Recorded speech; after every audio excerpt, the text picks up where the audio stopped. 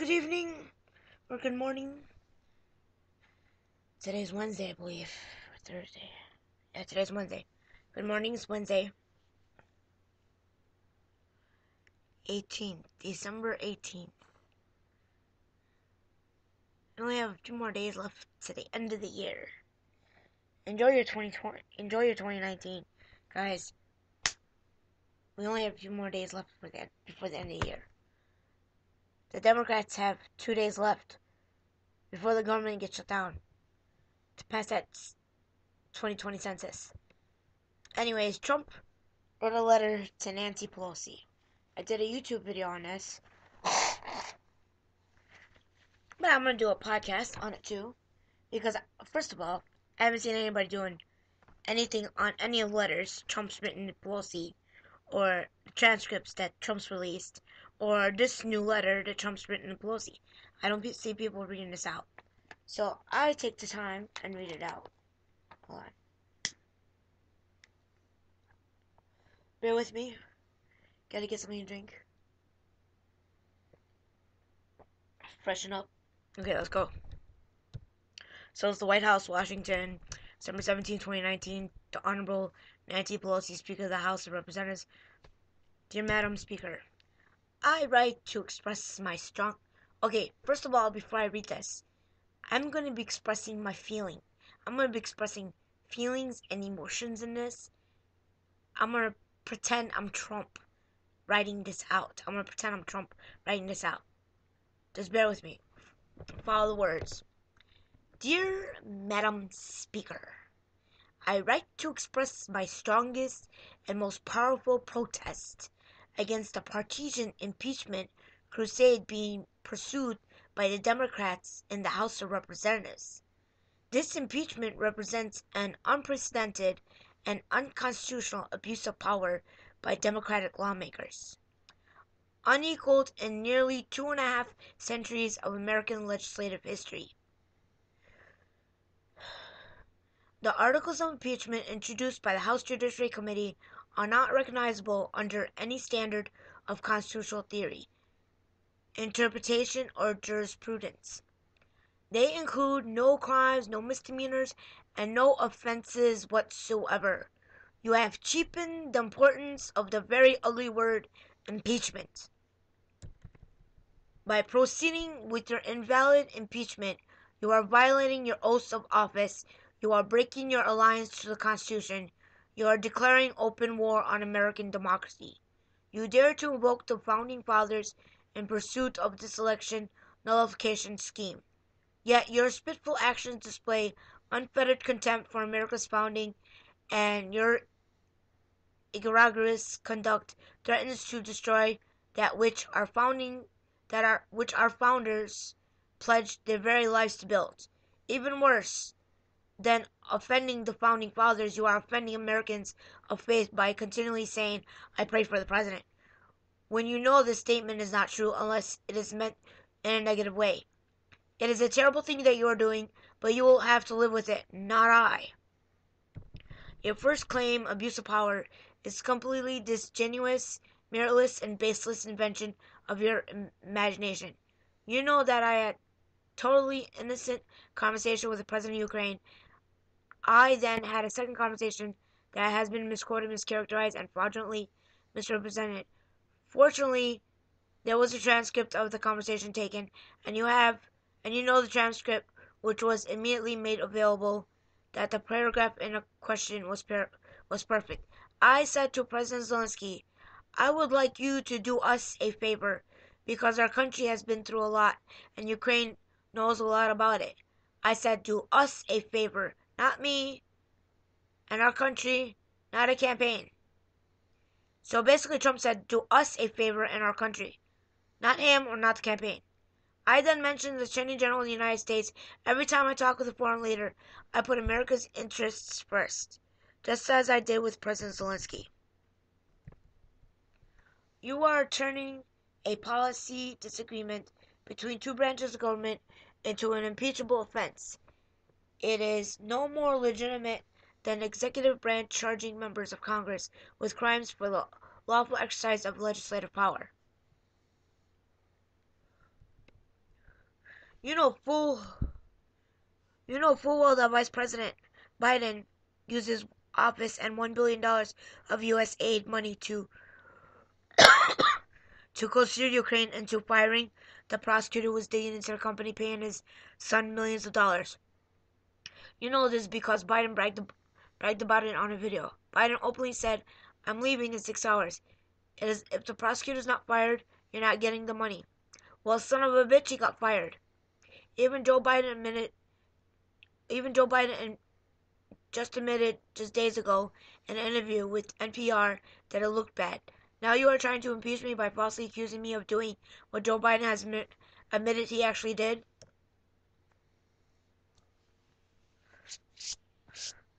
President Zelensky has repeatedly declared that I did nothing wrong, and there was no pressure. He further emphasized that it was a good phone call, that I don't feel pressure, and explicitly stressed that nobody pushed me. The Ukrainian foreign minister stated very clearly, "I have never seen a link between investigations and security assistance." He also said there was no pressure. Senator Ron Johnson of Wisconsin, a supporter of Ukraine, who met privately with President Zelensky, said, "At no time during this meeting was there any mention by Zelensky or any Ukrainian that they were feeling pressure to do anything in return for the military, and many meetings have been held between representatives of Ukraine and our country. Never once did Ukraine complain about pressure being applied. Not once." Ambassador Sondland testified that I told him, "No quid pro quo. I want nothing. I want nothing. I want President Zelensky to do the right thing, do what he ran on." The second claim, so-called obstruction of justice, Congress. The second claim, so-called obstruction of Congress, is preposterous and dangerous. House Democrats are trying to impeach the duly elected President of the United States for asserting constitutionally based privileges that have been asserted on a bipartisan basis by administrations of both political parties throughout our nation's history. Under the standard, every American president would have been impeached many times over. As liberal law professor Jonathan Turley warned when addressing congressional Democrats, "I can't emphasize this enough. If you impeach a president, if you make a high crime and misdemeanor out of going to the courts, it is an abuse of power. It is your abuse of power. You are doing precisely what you are criticizing the president for doing." Everyone you include knows what is really happening. Your chosen candidate lost the election in 2016, an electoral college landslide, 306-227, and you and your party have never recovered from this defeat. You have deployed a full-fledged case of what many in the media call Trump derangement syndrome. Sadly, you will never get over it.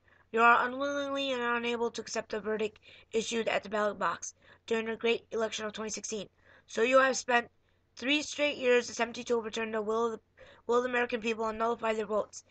You view democracy as your enemy. Speaker Pelosi, you admitted last week at a public forum that your party's impeachment effort has been going on for 2.5 years, long before you ever heard about a phone call with Ukraine. 19 minutes after I took the oath of office, the Washington Post published a story headline, "The campaign to impeach President Trump has begun." Less than 3 months after my inauguration, Representative Maxine Waters stated, "I'm going to fight every day until he is impeached." House Democrats introduced the first impeachment resolution against me within months of my inauguration for what will be regarded as one of your country's biggest decisions, the firing James Comey. See Inspector General reports, who the world now knows is one of the dirtiest cops our nation has ever seen. A ranting and raving Congresswoman Rashid Tlaib declared just hours after she was sworn into office, we're going to go in there and we're going to impeach the motherfucker." Representative Al Green said in May, "I'm concerned that if we don't impeach this president, he will get reelected." Again, you and your allies said and did all these things long before you ever heard of President Zelensky or anything related to Ukraine. As you know very well, this impeachment drive has nothing to do with Ukraine or the totally appropriate conversation I had with its new president. It only has to do with your attempt to undo the election 2016 and steal the election of 2020. Congressman Adam Schiff cheated and lied all the way up to the present day. even going so far as to fraudulently make up out of thin air my conversation with President Zelensky of Ukraine and read his fantasy language to Congress as though it was said by me.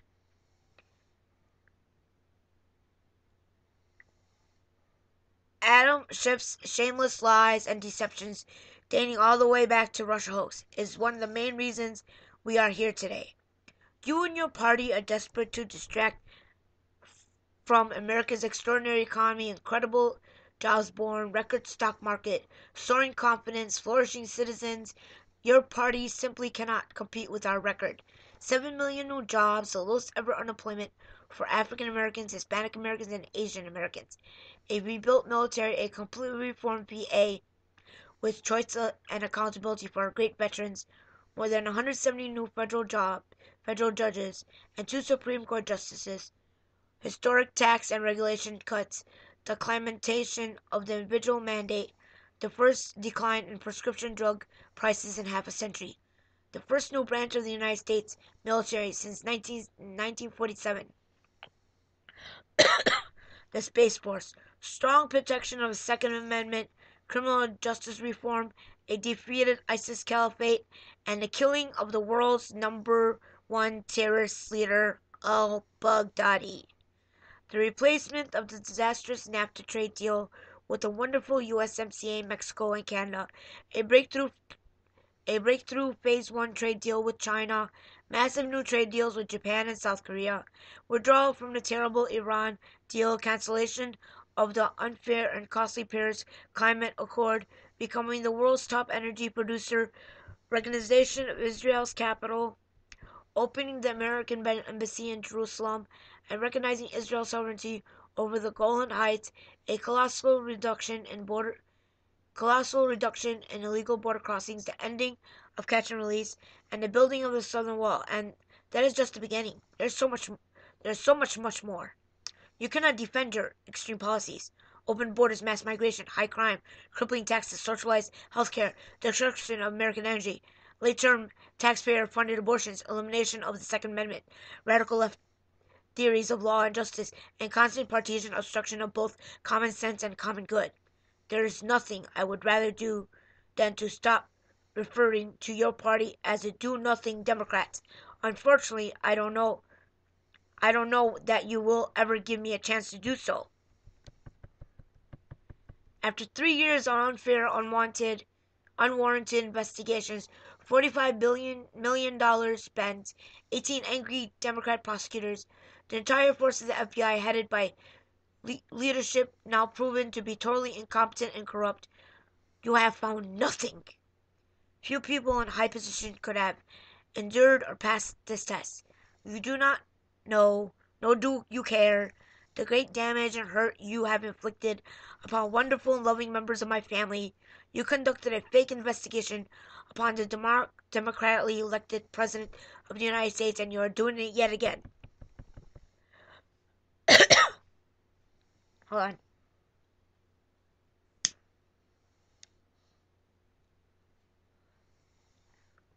There are not many people who could have taken this punishment inflicted during this period of time, and yet done so much for the success of American citizens. But instead of putting our country first, you decided to disgrace our country still further.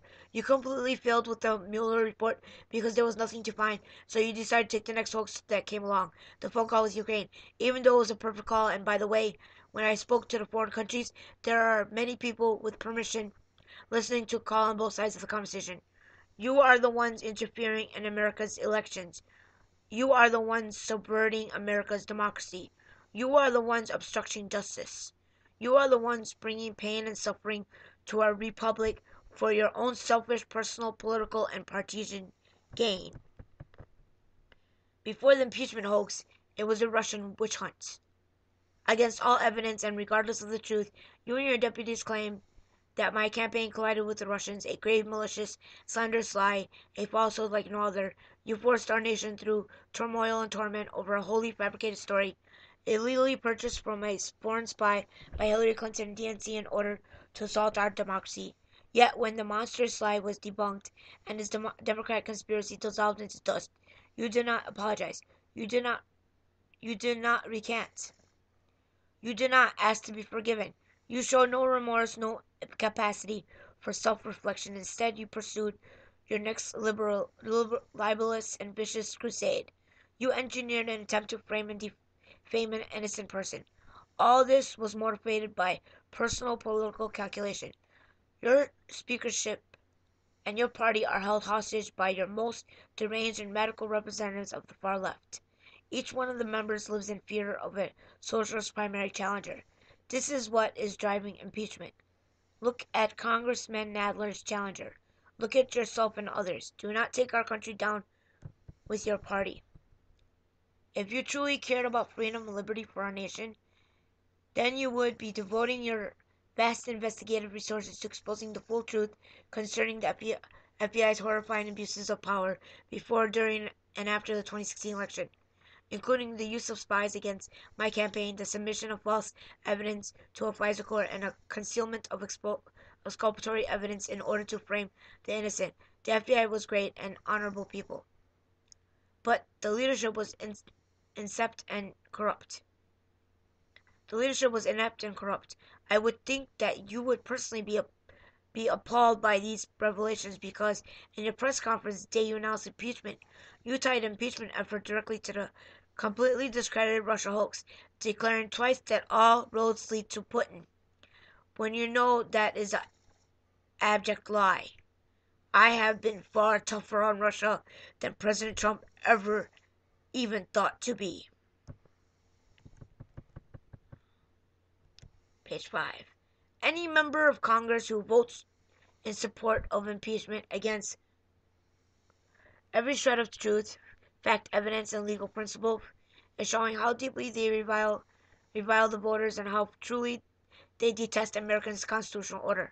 Our founders fueled the tribalization of partisan policies, and you are bringing their worst fears to life. Worse still, I have been deprived of basic constitutional due process from the beginning of this impeachment scam right up until the president. Hold on.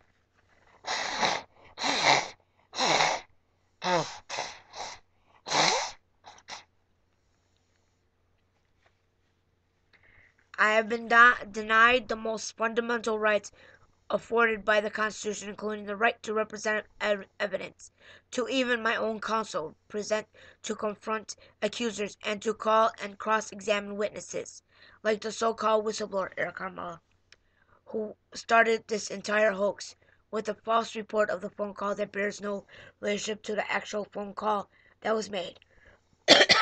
Once I presented the transcribed call, which surprised and shocked the fraudsters, they never thought that such evidence would be presented. The so-called whistleblower, Eric Carmela, and the second whistleblower disappeared because they got caught. Their report was a fraud, and they were no longer going to be made available to us. In other words, once the phone call was made public, your whole plot blew up. But that didn't stop you from continuing. Cut between.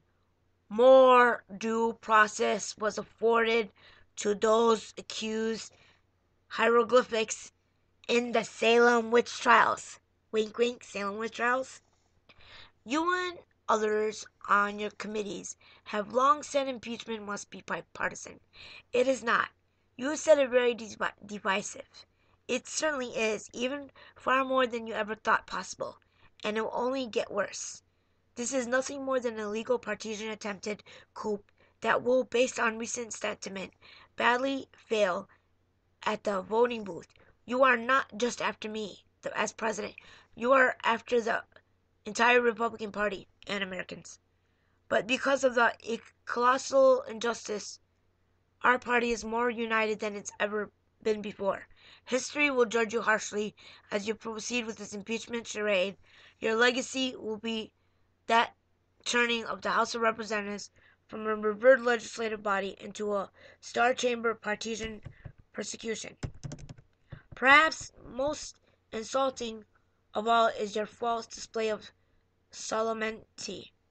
You apparently have so little respect for the American people that you expect them to believe that you are approaching this impeachment somberly, reservedly, and reluctantly. drunk bitch. No intelligent person believes what you are saying.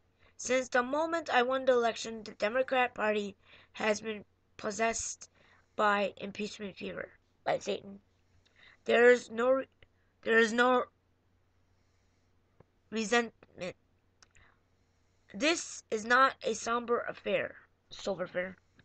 You are making a mockery of impeachment, and you are you are scarcely concealing your hatred of me, of the Republican. You are showing your hatred. You are scarcely concealing your hatred of me, of the Republican Party, and tens of millions of patriotic Americans. The voters are wise, and they are seeing straight through this empty, hollow, and dangerous game you are playing. I have no doubt the American people will hold you and the Democrats fully responsible in the upcoming 2020 election. They will not soon forgive your perversion of justice and abuse of power. Jesus. There is far too much that needs to be done to improve the lives of our citizens. It is time for you and the highly partisan Democrats in Congress to immediately cease this impeachment fantasy and get back to work for the American people. While I have no expectation that you will do so, I write this letter to you for the purposes of history and to put my thoughts on a permanent and indelible record. 100 years from now, when people look back at this affair, I want them to understand it and learn from it, so that it can never happen to another president again. Sincerely yours, Donald J. Trump, President of the United States. So basically, President Trump just stated to her, you and your party's fucked. That's it. You're done. He just warned them. You're done. That's it. They're done. What they were doing, this is the last straw. Bye, bitch. You're done. Bye. Bye. Okay. So, I took my time out to read this letter. I expect everybody that listened to me reading this. It's 12:30 right now. So I expect everybody that listened to this to share it. Share and share and share. Share, spread it around. Spread the love. Because we Americans are united. Trump 2020 to the Democrats. Fuck you, Democrats. Bye. Bye, Democrats. Bye. Merry Christmas. Happy New Year. And bring in 2020 with a bang. Peace out.